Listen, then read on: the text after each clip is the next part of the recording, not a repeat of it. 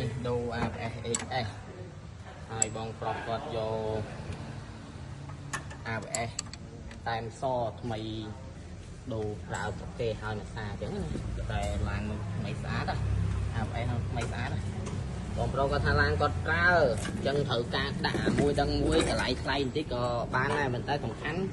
គុណភាពនិងការជឿទុកចិត្តគាត់មកកាន់យានដ្ឋានរៀនណាអញ្ចឹងគាត់ដាក់អានេះគឺថ្មីអានេះប្រៀបដូចជាដុំ ABS ថ្មីមិនទាន់ប្រើអញ្ចឹងព្រោះនៅផ្សេងញញភ្លឺគ្រប់ខ្សៅអស់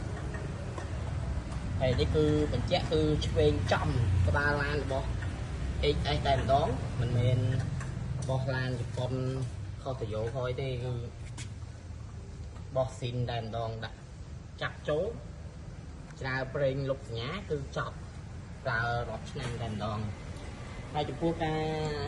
ផ្លាស់ប្ដូរគឺខ្ញុំមានដូរប្រេងថ្មីបានន័យថាប្រេងប្រាំងនេះគឺយើង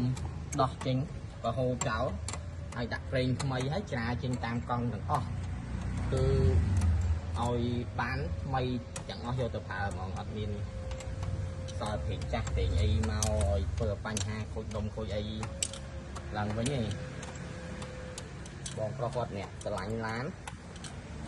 ចឹងគាត់ខែអាឡានគាត់មើលតែប្លុកម៉ាស៊ីននេះអត់មានដីអត់មានអីចឹងគាត់ទុកចិត្តដាក់ឲ្យមួយដឹងមួយបងឯងថ្លៃបន្តិចប៉ុន្តែប្រើយូរឆ្នាំបាទអរគុណបងដែលមានទំនុកចិត្តមកកាន់យានដ្ឋានរឿន